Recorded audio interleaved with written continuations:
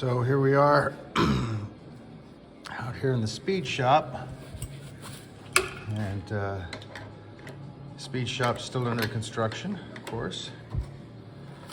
But I don't know if any of y'all saw my Facebook post. I rolled my tractor over the weekend and caused some damage to it. Busted this taillight assembly, and just now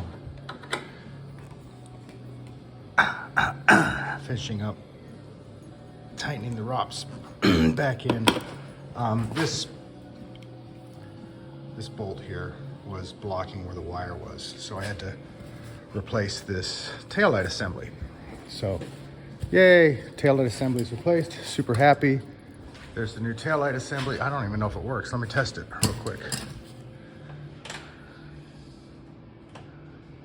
Yeah, that's working.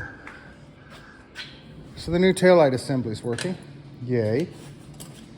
And why am I showing you this video in my pole barn construction? Well, it's not really. This is my speed shop. And so I have now officially completed the first repair of anything in the speed shop. So taillight assembly on the tractor's fixed. There's the old one that was destroyed when I rolled it. So speed shop's officially in business, even though it's still under construction. Yay.